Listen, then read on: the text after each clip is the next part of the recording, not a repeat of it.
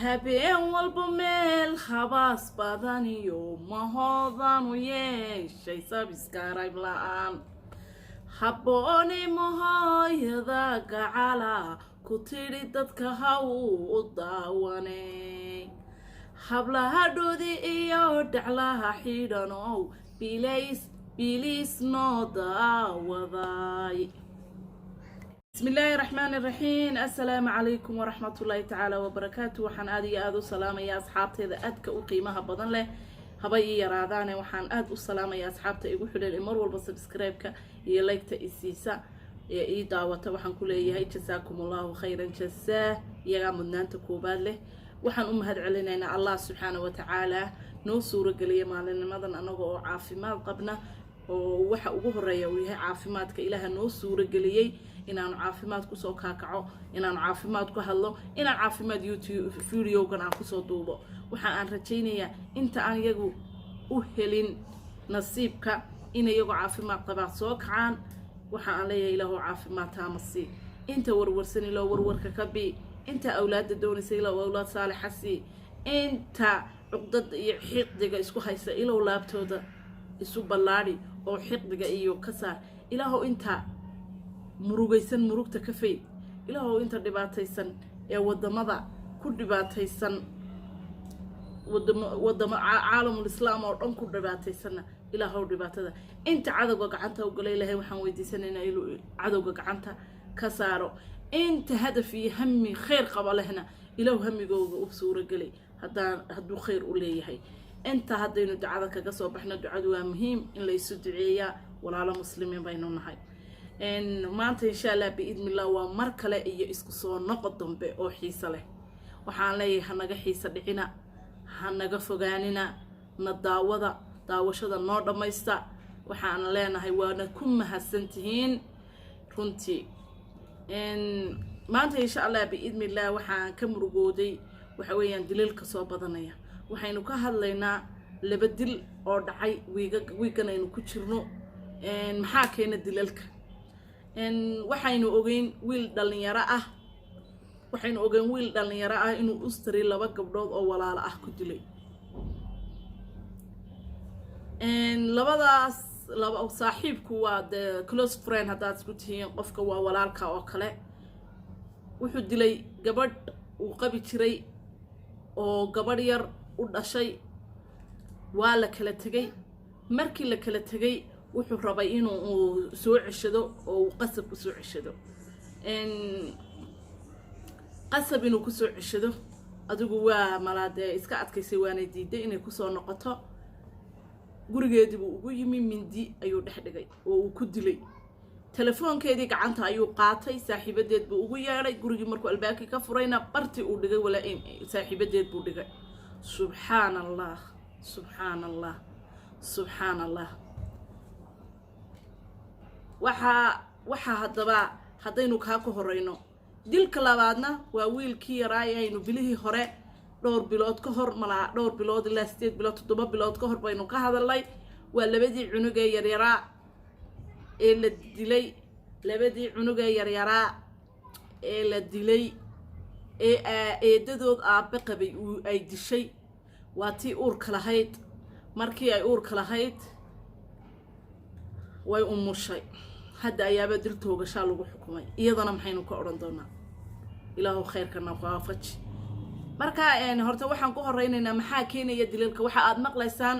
wadamadan reer galbeedka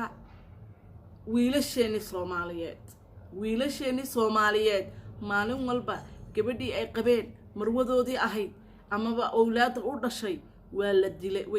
way dilayaan iyagoo u adeegsanaya hubka mindida ah ilaahay waxaan ka magan galay indho xumada nama tuso ilaahay nama tuso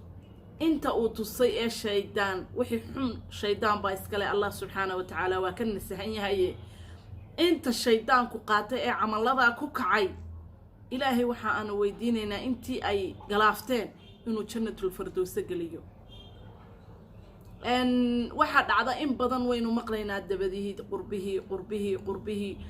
laba walaalaaba istilay waxaad ogeydeen dhacdadii hele ka dhacday America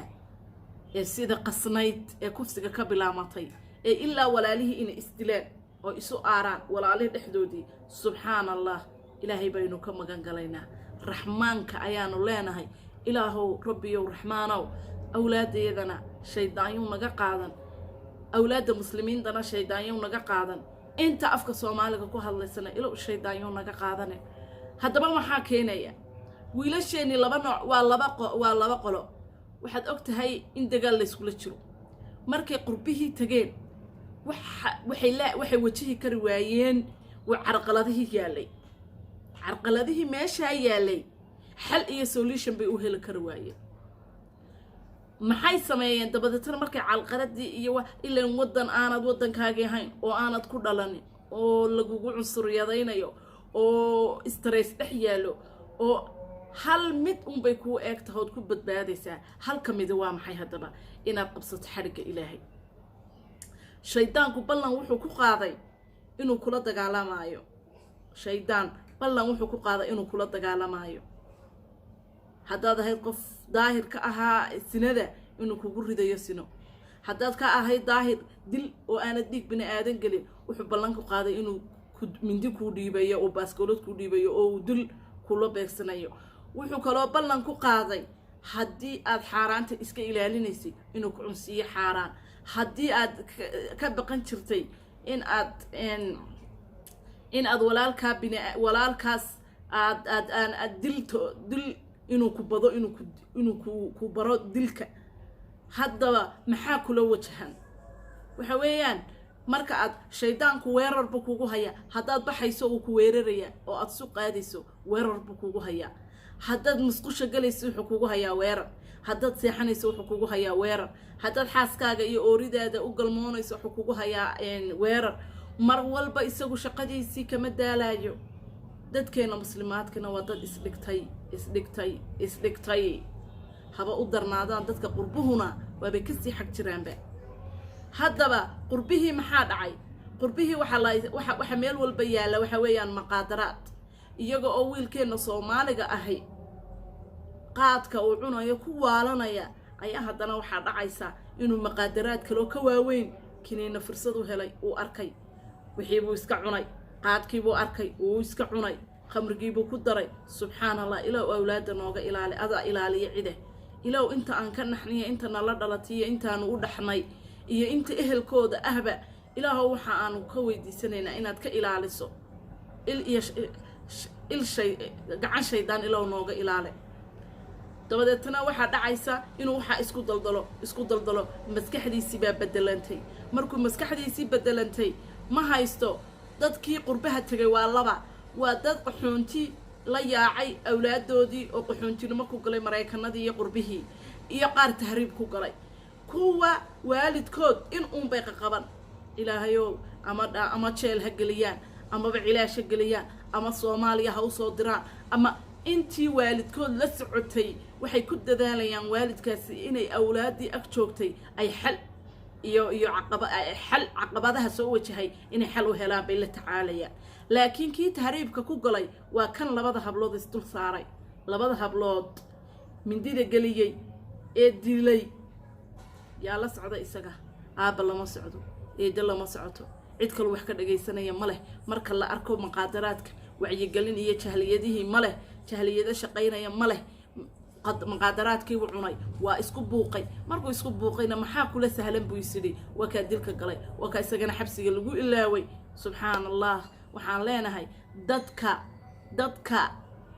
maanta joogo ow war shaydaanka ka magan gal dadaalkiisii buu wataaye dadaalka waxaan leeyahay jahliyadaha qurbaha joogtana waa awlaadaha odhanina kuwan aan dhallan buuxin laga saaran yahay kuwa kale aad aragtaan inuu marxalad xun la soo wajahayo sooba tarxiila gaala waxaad u dhiibtaan dawladaha aad la joogtaan u dhiiba idinkoo jahliyada isku duubanaada soo dira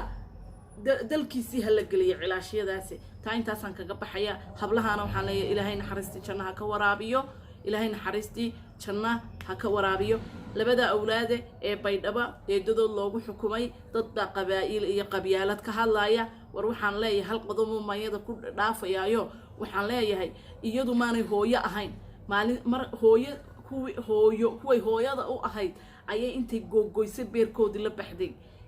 maana iyadu markaa hooyanimo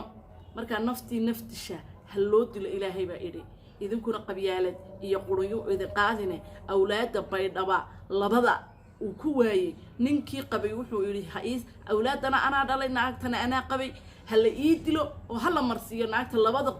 laba ciyaala oo ubaxa oo soo kacaayay naagta beerkii kala baxday ee googoysay ee midida dhex gashay ee inta xidhay midida gelisay ee maanta qabiil ugu hiilinaysay adigoo ku soo gabanaya waa hooyo ma aha waa hooyo xun ha loo